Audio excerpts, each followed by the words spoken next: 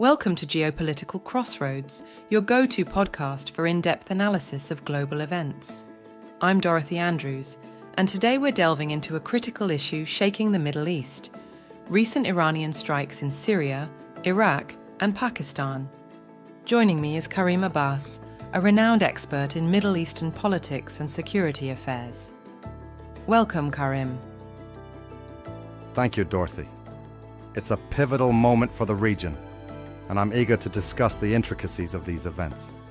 Let's start with a brief overview. Can you walk us through what happened? Certainly. Over the past weeks, Iran has conducted a series of military strikes in Syria, Iraq, and Pakistan. These strikes are a response to various factors, including regional power dynamics, internal pressures in Iran, and its ongoing conflicts with neighboring countries and groups within these countries. What do these strikes mean for regional stability? These actions significantly impact the delicate balance of power in the Middle East. Iran's assertiveness could provoke responses from other regional players, potentially escalating tensions. Moreover, it affects the US and other international stakeholders' involvement in the region. Can you elaborate on the targets of these Iranian strikes and their underlying motives? Certainly. In these strikes, the Iranian military has shown a diverse range of targets. For example, in Syria, their focus was on locations linked to the Islamic State. These attacks are not just a display of Iran's national security measures, they're also part of their counter-terrorism efforts. This is particularly true in the wake of a high-casualty event in early January. Iran is essentially balancing its national security interests with active counter-terrorism operations.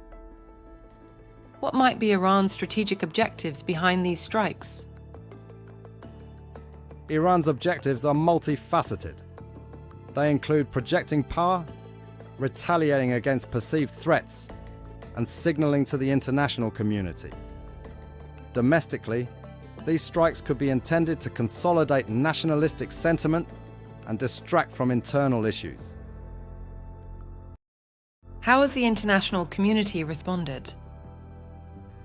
There's been a mix of condemnation, caution, and diplomatic maneuvering. Countries like the US, Saudi Arabia, and Israel have expressed concerns, while others advocate for de-escalation and dialogue. As we wrap up, what should our listeners watch for in the coming weeks?